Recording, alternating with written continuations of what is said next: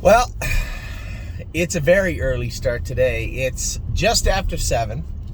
Dropped the kids off a little early for school. And we have a lot to do today. 8 horses to train in the race bike. That's before we even warm the horses up. We have 10 to qualify. Now, I'm just doing the math real quick in my head. And it appears...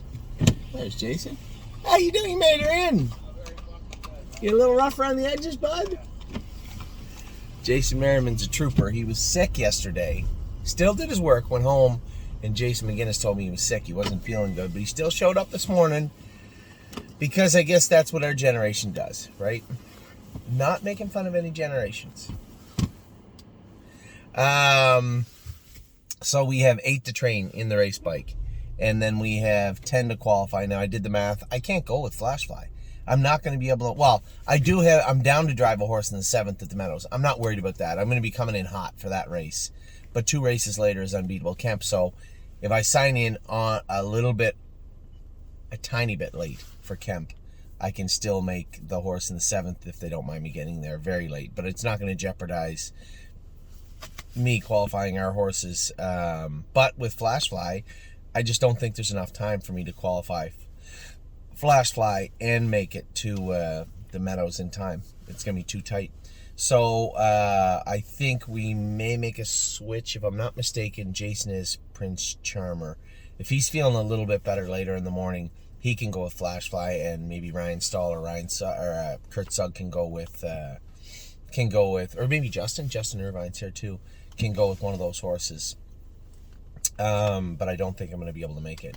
So yesterday, I forgot Collector when I was talking to you guys earlier yesterday afternoon. I thought he raced good. Not his preferred trip. First off, for the love of God, we've had a rough week in Southern Ohio. I know that Brett and Stacy were probably feeling a lot of stress, and the need to not break rule number 1 was quite important. So bring him in slow to the gate, get away. You saw him put a couple of steps in the first turn and get a little jammed up, and then end up first over.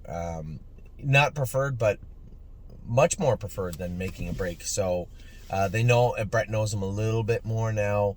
Stacy believes she's going to make a couple little changes. We had taken all his winter cork off behind, and he hit the bike a couple of times. She thought that maybe he was spinning off his hind shoes, and she was just going to put a little borium on them. Makes sense. Makes total sense. So that's what they're going to do with Collector. In regards to Collector, when I look at his overall gait, his mentality, understanding races, I think he's just begun to learn how to do things. You see him make these stupid green mistakes sometimes in the mile or throughout the mile that he shouldn't be making, you wouldn't think, as a 4-year-old, but we forget he only has, 14, 15 starts or something, if that. Doesn't have a lot of racing under his belt, and a lot to learn, and I think there's a pretty good horse in there. As I said to Stacy, he reminds me so much of Brace for Landing. Brace is a little bullier, a little more gritty, but their gaits are very similar. Their mannerisms are very, very similar for horses that are nowhere even remotely related, even in distant bloodlines, but very similar in that regard. So Collector will hope, he finished 3rd. We'll hope that he has a better race next week, but getting him to trot comfortably, I think, will be first and foremost. So yesterday afternoon, obviously, pulled the shoes one, and then last night, Blanton's Blue just beat. As I said, some angry participants last night, but, I didn't want to be on the front with this horse. I thought if I walked them to the quarter, somebody would come. But as I say to you guys all the time, when you're like 8 to 5 or 9 to 5, you end up on the front, especially on a half-mile track, you're less likely to be attacked, let's say, pushed. And the one horse that could have made a break behind the gate, the 9 horse. So you're left with being on the front. The horse isn't comfortable there. I was okay with being there, but Blanton's Blue wasn't. And by the time that Greg had got to me, we'd already completely walked everybody over the half and won 1 and a piece, and still got beat. He shouldn't have. You shouldn't get beat with Blanton in that regard, but Blanton's still a little green, and that's only exasperated by his stubbornness, right? He refuses to just mold, but he will. It takes time, right? Rinse and repeat with this guy. Now, we don't want to rinse and repeat last night's trip, but you won't have to worry about him being left on the front next week. I can assure you of that. So, listen, we had a first and 2/3. Pretty good day at the office. Hopefully a big day coming up today. We have Unbeatable Kemp, who as I said there's a decent chance this might be our last start with him. And then we also have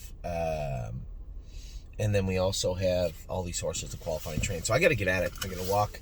Kings County is here. We're going to train him a little bit. We're going to walk him down and give him some Lasix to train this morning, and then get right to it. So I'm going to let you guys go. I hope you have a wonderful day ahead. I'll give you an update after the qualifiers, after we race Unbeatable Kemp. But for now, off to work I go.